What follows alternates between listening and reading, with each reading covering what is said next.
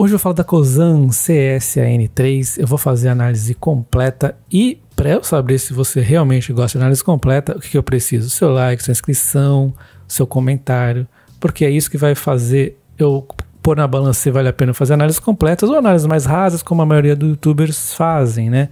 Então essa aqui é bem completa, não tem igual no YouTube para a Cosan, eu tenho certeza. Então vamos lá, sem enrolar, vou falar aqui que a Cosan é uma empresa de patrimônio líquido bem grande, né? Uma liquidez bem grande também, mas ela não é muito falada aí no mercado, né? Estranhamente, que é uma empresa bem consistente aí de crescimento. E a Cosan, eu vou comparar ela com a Petrobras, a Enalta, a PR Distribuidora, a PetroRio e a Ultrapar. Essa é a primeira parte do vídeo, que eu vou fazer essa comparação de fundamentos. Depois eu vou analisar o histórico de fundamentos para ver se o histórico é coerente com o que ela mostra de números hoje, para finalmente entrar aí no que a empresa faz, para você entender sobre a empresa, beleza? Então, antes de comparar os fundamentos, vamos falar aqui da governança dela, é muito boa, né? A governança novo mercado, tag along 100% e free float de 33% praticamente. Então não tem governo também aí como sócio majoritário, tem governança muito boa. Adentrando finalmente aqui no nosso ranking de fundamentos, a gente começa aqui com o valor intrínseco de Graham. O valor é negativo, mas não tem problema, porque é característico do setor, já que o valor intrínseco de Graham aí reflete o PVP e o PL, e esse setor costuma trabalhar um pouco aí esticado. Então ela tem um PL de 36,71 e um PVP de 2,72, dando a ela a quarta colocação em termos de valuation, bem próximo das demais. Apenas a Petrobras está um pouco mais barata e a Enalta principalmente está bem mais barata.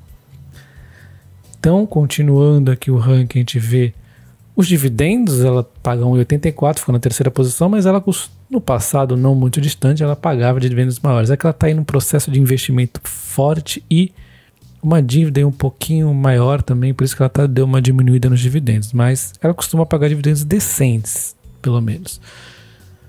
No quesito endividamento, nós temos aqui uma dívida que ela ficou na quarta posição em termos de dívida, então uma dívida um pouco esticada, principalmente aqui no quesito principal da dívida, que é a dívida por EBIT, que demonstra aqui no nosso ranking, né, o quanto tempo a empresa demoraria para pagar a sua dívida atual, dado o seu lucro atual antes dos juros e tributos. Então, se ela manter esse EBIT aqui, ela vai demorar 4 anos e meio para pagar a sua dívida. Acima de 3,5 a gente já considera que uma dívida um pouco forte. Então, ela está com uma dívida aí um pouquinho forte. E continuando aí os dados, a gente vê que a dívida patrimônio líquido, o passivo por ativo, o patrimônio por ativo também estão indicando aí que a dívida está um pouco pesada. E a liquidez corrente já está legal, 1,78 é um número interessante, tá? Que é a dívida do curto prazo, a liquidez corrente. Então ela acompanha aí na quarta posição de dívida, bem distante da Petrobras e da Ultrapar, né? Mas também um pouco distante aí das demais concorrentes. Falando aí em eficiência, a Cosan ficou na terceira posição com eficiências boas. Ela tem uma margem EBIT de 18%, uma margem bruta de 27% e uma margem líquida aí de 6,3%. Ficando na segunda posição, também novamente meio que isolado, um pouquinho distante da Enalta na segunda e um pouquinho distante da Petrobras, que foi a quarta. E aí, continuando na rentabilidade de investimento, nós vemos que a Cosan fica na quarta posição, ela tem 8 de ROIC, 7,40 de ROI, 2,3 de ROA e giro de ativos de 0,88. Números mais ou menos, né? O setor também não é muito bom nesses tipos de rentabilidade de investimento. Tá ok, né? Números ok. E aí, falando em crescimento, ela fica em segundo lugar, perdendo apenas da Enalta, que é uma empresa que tem crescido bastante, e dando aí números bons de crescimento, tanto na taxa de receita quanto no crescimento que nós vimos aí nos últimos 5 anos, e também a taxa de lucro, pelo menos ficou no positivo. O lucro não é tão forte porque a empresa está em investimento, novamente essa é a justificativa, então o lucro aí acaba oscilando também, né? Finalizando o ranking, a gente vê aqui que ela ficou na quarta posição, atrás da BR Distribuidora, da PetroRio e da Enalta.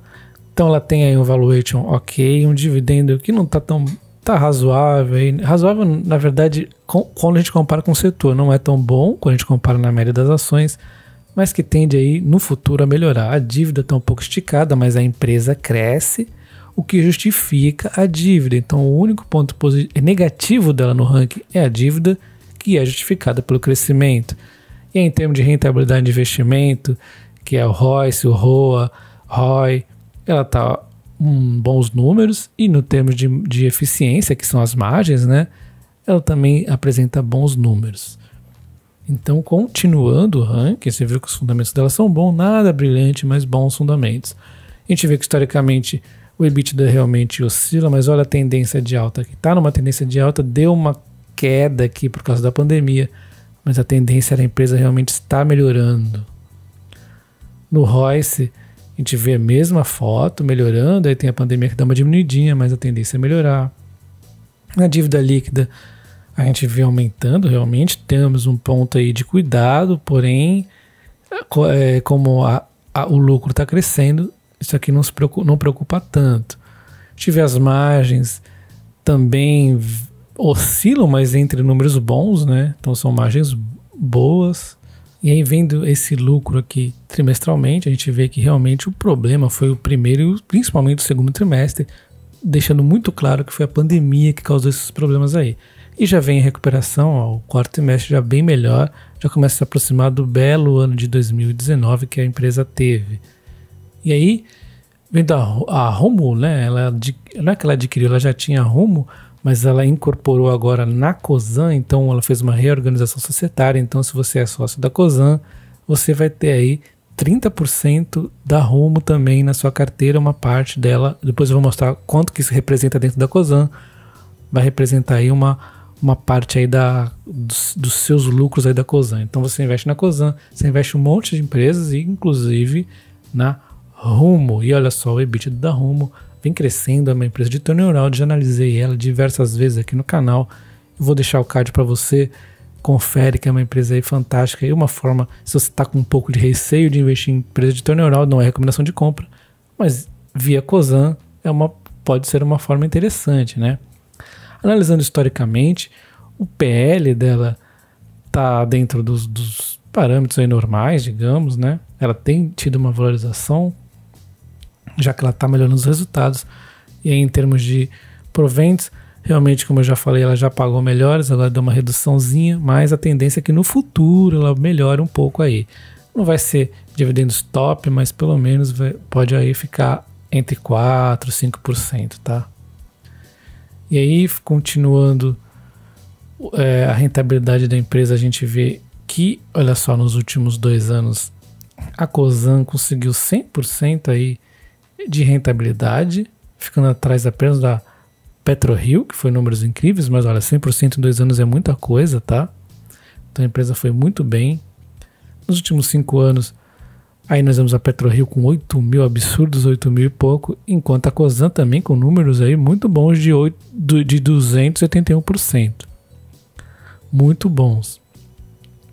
Aí quando a gente vê nos últimos 10 anos, nós vemos aí a Cosan com 415% de rentabilidade. Então, por mais que ela tenha algumas oscilações, ela oscila menos que as petrolíferas, né?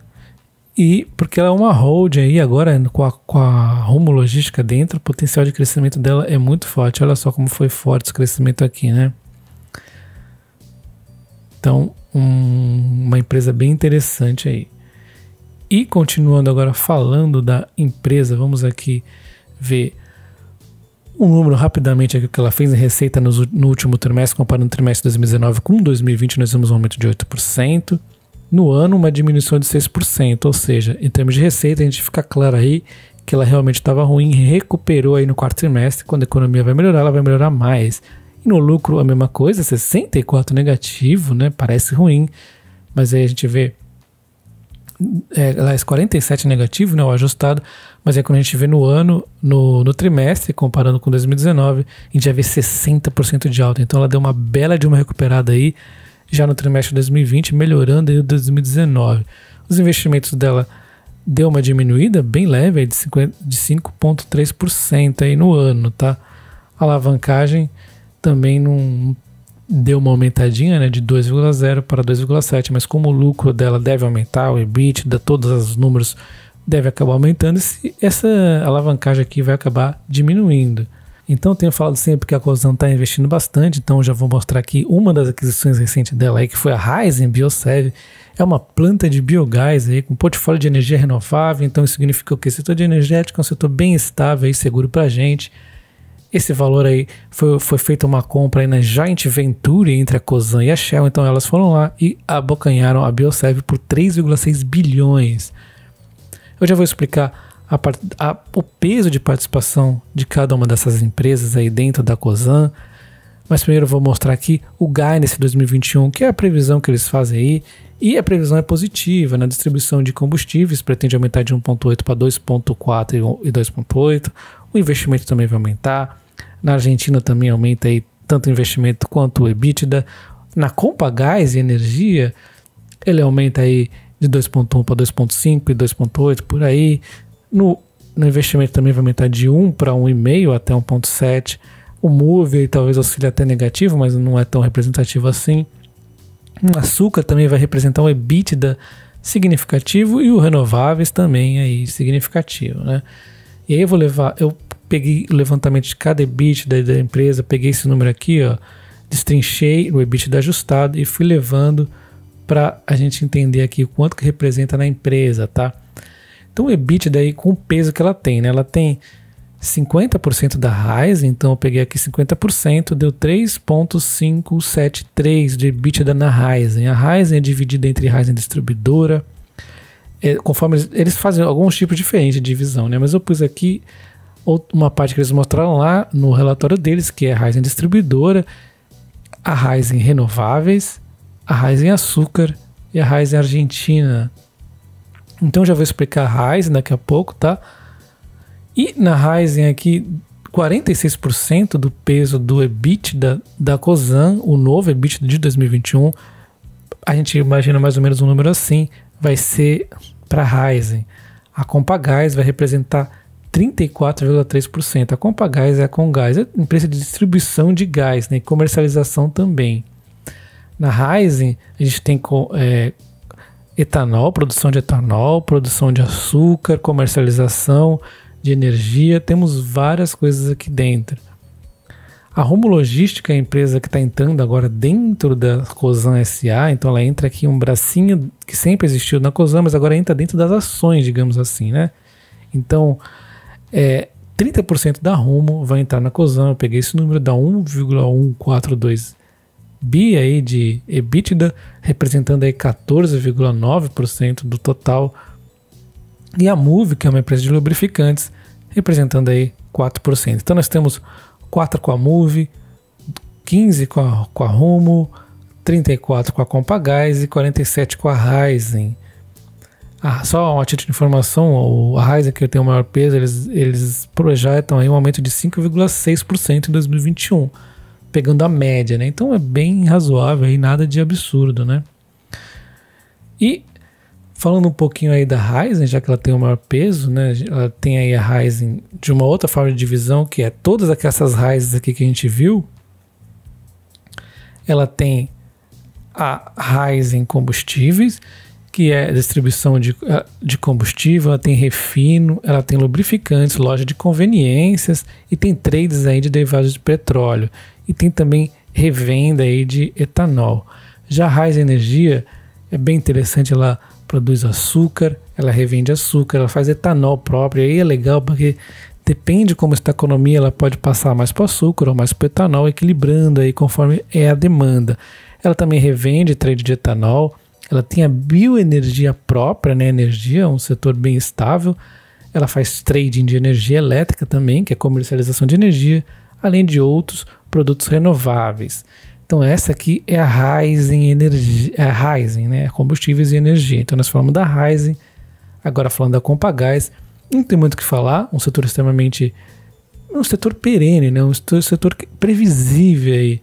Então a distribuição de gás natural, a tendência aí é ser uma empresa estável, dando aí um pouco mais de pés no chão numa empresa aí que se envolve com com commodities, então dá aí uma tranquilizada, uma bela de uma amenizada aí nas oscilações. A Rumo Logística já é uma empresa de turnaround, uma empresa aí que tem a tendência de crescer. O projeto, já falei dessa empresa, vou deixar o card aqui. É uma empresa que, ao meu ver, eu gosto demais dela, do case dela, mas tem que ter um pouco de paciência. Talvez, se você não tem tanta paciência assim, uma boa forma, não é recomendação de compra, é ter a Rumo, é ter a Cosan para poder ter um pouco da Rumo aí, né? Então, interessante. Você teria aí 15% da Rumo. E eu não atualizei esse EBITDA para 2021, então a tendência é que seja maior até, e cada vez vai ficando maior aqui o EBITDA da Rumo dentro da Cosan, já que é uma empresa de crescimento, né? E a Moove é fatia menos significativa aí da Cosan, é empresa de lubrificantes, não tem muito o que falar, né? Vai oscilar aí conforme a demanda do mercado.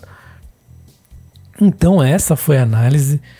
Eu achei que foi bem completa, né? Se você não achou, você comenta aí o que você achou. É importante seu comentário, seu like, para eu saber se análises mais completas assim vale a pena ou não, tá? Um abraço, até o próximo vídeo. Valeu!